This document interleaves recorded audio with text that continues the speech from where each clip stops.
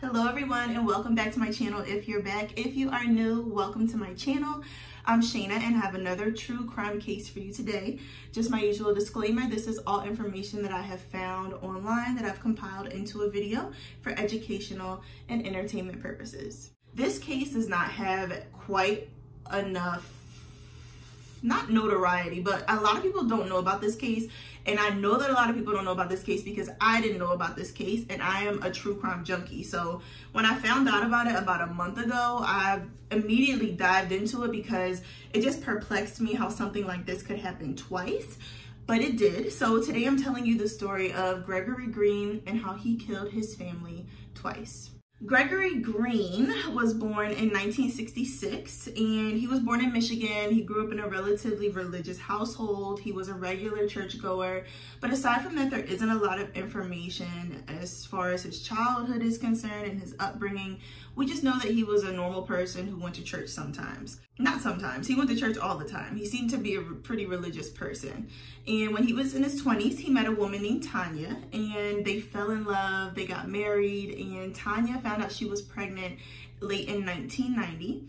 And 6 months after that, we don't know exactly what happened, but Tanya wasn't as happy in the marriage anymore. So she told one of her best friends that she was thinking about separating from Gregory. She wasn't sure exactly what she wanted to do, but she just wasn't as happy anymore. He had started acting different. He wasn't being the Greg that she felt like she married. Now, it's presumed that she shared this information, that she shared with him how she was feeling and that she was having second thoughts. And we don't know exactly how this conversation went, but it could not have gone well because on the night of July 14th, 1991, Tanya is 6 months pregnant at this time. Gregory calls into the police to tell them that he stabbed his wife to death. And when they arrived on the scene, Tanya was in fact deceased already. She had stab wounds in her face, in her chest, in her neck, and she and the 6-month-old baby inside of her belly were both dead. It was really eerie because Gregory called the police and then he just sat there. He waited for them to come. He didn't try to flee. He didn't try to fight it. He didn't deny it. He waited till they got there, and when they got there, he said, "I stabbed my wife to death. She's inside." And they cuffed him up and took him to prison. Gregory was sentenced to 15 to 25 years in prison, which doesn't seem like a substantial amount of time considering the severity of the crime that was committed, but nevertheless, he was sentenced to 15 to 25 years. And while he was in prison, he had a pretty good reputation with the prison staff. He didn't really cause any problems. He didn't really get into any altercations, except for one time he got in a fight with another inmate over the television, which apparently is a big deal, television and phones when you're in prison. But aside from that, he had a good reputation. He completed different educational and behavioral programs. He seemed to be making progress. He seemed to be really peaceful. And he went in front of the parole board 5 different times requesting to be released on parole.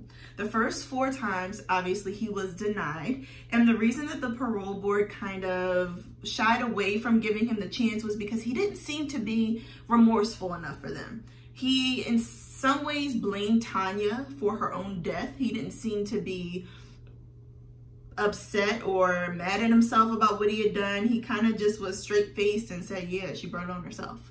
So the first 4 times that he went in front of the parole board, they denied him. But due to his good behavior, his good reputation, and multiple letters, and when I say multiple letters, I mean multiple letters written from family and friends to the parole board requesting his release, they did, upon the 5th time, release him from prison in 2008, which was 15 to 16 years after he got arrested. Or is that? Well, he was arrested in 1991 and then he was released in 2008. So however many years that is, 17. Even knowing what Gregory had done, one of the main people who wrote letters, and like I said, there were multiple family members and friends who wrote on his behalf requesting his release. There was one who really spent a lot of time writing in-depth letters talking about Gregory's character and how much he deserved a second chance.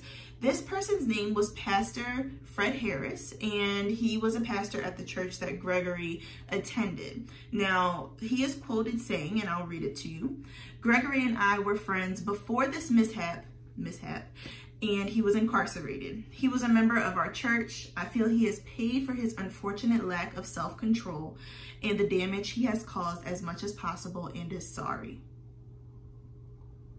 So it's clear that Pastor Fred Harris really saw the best in Gregory and truly believed that he should be released. It is later found out that that was not the best idea, but part of the reason that Gregory was released was because he had such a good reputation inside of prison and out. So in some way or another, Pastor Harris's words did work in his favor and help him to be released on parole. Not long after being released, Gregory started dating a woman named Faith. And Faith just so happened, y'all, to be the daughter of Pastor Fred Harris. Yes, she was a daughter of Pastor Fred Harris. Two people who are fully aware of the atrocity that this man had committed in his past. Killed two people, right? She knew about it. But she felt like, look, it was so long ago. He's changed. He's a better man now. Sorry if you can hear the cars outside. But she felt like he was in a place where he deserved a second chance, not only at life, but also at love. And she fell for him, and they got married, and things were going really well for the first few years. Now, Faith had two children from a previous relationship named Chadney and Kara. And then the two of them, Gregory and Faith, had two baby girls together named Kaylee and Coy. I think Coy is the cutest name. Coy, isn't that adorable? K-O-I. But nevertheless, they had two babies together, and they were married for some years, and they were happy. Everything was normal. Now, while everything seemed to be going relatively normal, there was a shift in the marriage. Something changed in 2016. And on September 21st of 2016, in the wee hours of the morning, Gregory and Faith got into some sort of altercation. It's unclear what it was about. We don't know if there was a discussion about her leaving him. We really don't know what caused the altercation. But in the midst of this, and I'm going to break it down, it's going to get pretty graphic. So just be aware that it does get pretty severe after this point. So just a trigger warning. Gregory wound up dragging Faith down to the basement, and he zip tied her hands together. He had duct tape on her face, and he shot her in the foot so that she couldn't walk.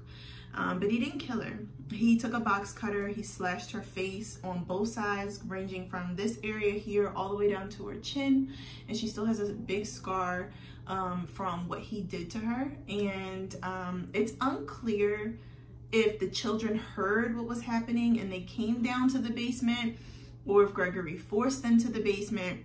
But nevertheless, Chadney and Kara, who were Faith's two oldest children, they were 19 and 17 at the time.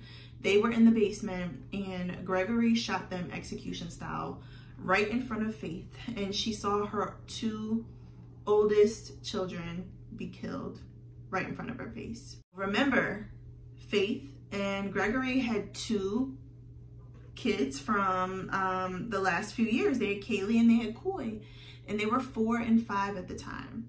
Gregory placed the two of them in his vehicle outside the house, and he manipulated the exhaust pipe somehow so that the fumes from the engine went back into the car, and Kaylee and Coy, while they were peacefully asleep, passed away from carbon monoxide poisoning inside of Gregory's vehicle. As Gregory did with his first wife, he called the police, told them what had happened, and he sat there and he waited for them to come and take him. He didn't fight it. He just said, yeah, I killed 4 of my kids. They're inside. And the cops found the two oldest inside of the house in the basement, shot in the head, and they found the two youngest ones, 4 and 5, inside of the house. Presumably Gregory took them out of the vehicle and laid them down inside of the house, and they found Faith in really bad condition in the basement, just traumatized, shot in the foot, zip tied, bleeding from her face. They said that the cuts on her face were so deep that he severed multiple nerves, so you can only imagine what that may have looked like and how much blood there was. But I wanted to play a clip for you guys from the hearing of Faith and her final words to the court as well as to Gregory. Now, Gregory was sentenced to basically what amounts to a life sentence. He won't be eligible for parole until he's 97 years old, thank goodness. So the chance of this man ever being free are slim to none. I wanted to play this clip for you because it really illustrates the pain that Faith experienced from this traumatizing event. I don't think that you'll ever truly be able to understand the gravity of something like this unless you go through it, but I felt it necessary to play this for you guys. It is long. It's about 6 to 7 minutes. It just seemed right to play the full clip, so take a look.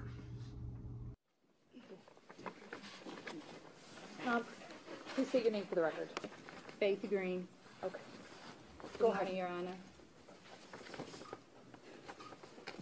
I'm not happy. I'm not satisfied with the outcome. There's no punishment that fits the crime.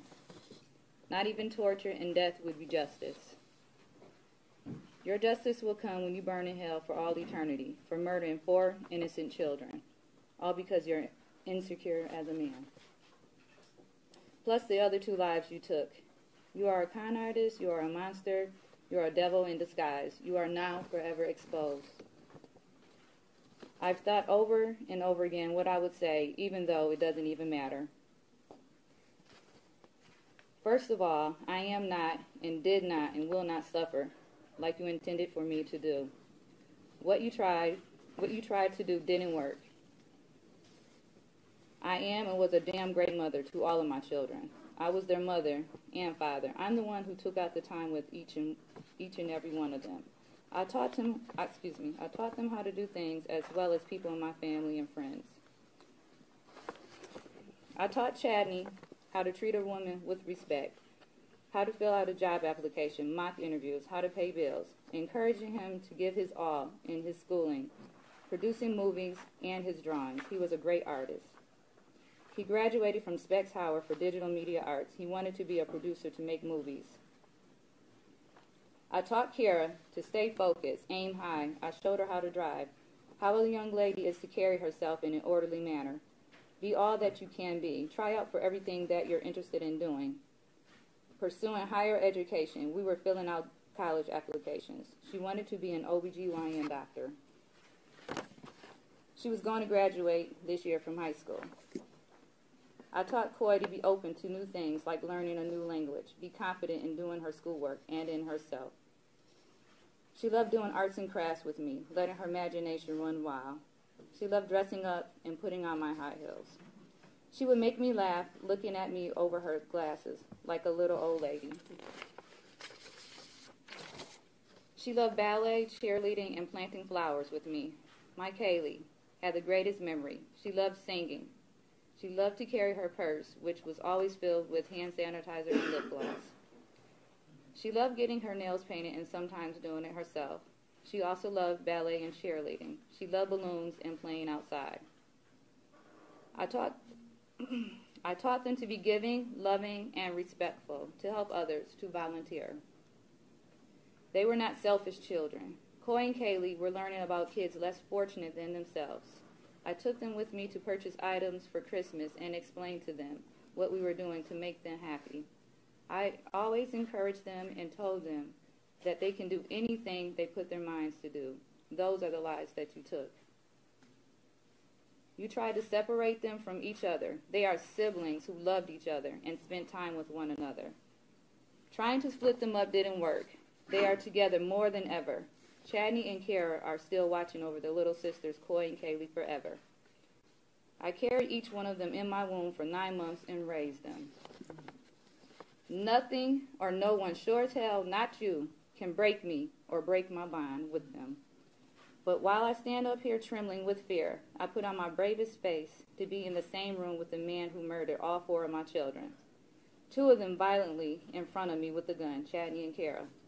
And he killed my other 2 babies, Coy and Kaylee, with a hose that ran from the tailpipe of his car to where they were innocently sleeping. As if that wasn't enough, let me tell you about some of the devastation that it has actually done to me and my family. My short-term memory is gone. Doctors tell me it's my brain protecting me from the memories of my children being shot in their heads right in front of me, while I was gagged, duct-taped, and zip-tied. Every time I find strength to get out of bed, as soon as I walk, I'm in extreme pain, sharp pain, from where he shot me in my foot. They don't know if I'll ever walk again without pain. Think about that for a second. Never being able to, again, to walk without pain. My doctors say I have post-traumatic stress disorder. That's where the migraines and nightmares come from. Sometimes I dream of the night all this happened and wake up screaming and sweating, thinking that I can save my children somehow. Then I realize that the nightmare is actually reality, and my children are really gone, and I try to find the strength to start my day somehow. Other times, there's just crazy nightmares that I wake up from in fear and try to understand them, but I'm told that they all link back to this horrific experience I have had. I can't think of the last time I really rested without medication. I can still feel the zip ties around my wrist, and it triggers horrible memories of that night. There's times I find myself drifting off into thought and then realize I'm not thinking of anything. I'm empty. Lost. I'm lost, not really knowing what to do with myself, just existing day to day. I miss my children so much that words will never be able to explain. All I ever wanted to be was a mother, a wife, have a happy family, raise my children to be productive members of society, and be happy. The reality I face now is this will never happen for me. Time will never heal this wound. I will always be empty. A part of me will always be missing. If the day ever comes when I do wake up, and it's not the first thing that I think about, when I look in the mirror, I will always be reminded by the scars he put on my face, cutting me from my ears to my chin with a razor blade box cutter. The pain on the left side of my face never goes away. He cut me so deep that it severed multiple nerves that may never heal correctly. I lost so much blood. I was in critical condition for days. I should have died. Some days I wish I would have. He has scarred me for life. My whole family is devastated emotionally by what has happened. But it has extremely been hard on my parents. They love their grandchildren with all their hearts. Most days, my mother has a hard time getting out of bed and has been in the hospital a few times, but my father is taking it the hardest. He's not the same person he once was. The stress has taken a toll on his health. 2 weeks ago, he was taken to the hospital because he had a stroke. I honestly don't know where to go from here. I'm numb. There's a hole in my heart and soul that can never be repaired. The loss to me is so big that I will never truly recover for the rest of my life. I will be forever in pain and heartbreak. This wound will never heal. This wound will never heal. I would like to thank the court and you, Your Honor, for the time you have allowed me to speak. I would like to thank the prosecutor's office and staff and all the police officers who helped in this case. In closing, I understand the recommendation of the sentence, but I would like to recommend, as a victim myself and the mother of all 4 murdered children, life in prison without the chance of parole. That's deep, you guys. And Faith's father, Pastor Fred Harris, who was so very vocal about Gregory's release from prison, has not publicly made any statements. He has not come forth to say anything, but can you imagine the amount of guilt that that man must feel? This isn't to shame him in any way, shape, or form, because he had no way of knowing what could have happened in the future. But can you imagine the amount of guilt that he probably feels knowing that he rallied for the release of a man who killed his 4 grandchildren and harmed his daughter in such a way? I cannot imagine. Faith has a level of strength that I don't know if I would be capable of. And it's kind of just, there's so many unanswered questions. You know, why would he kill his 4 kids and not kill Faith if the whole issue was with Faith? We don't even know what the issue was. Was it so that he could kill them and so that she could be tortured forever? This man was never deemed insane or incompetent, so he was fully aware of what he did, and he is fully aware still of what he did and the gravity of what he did.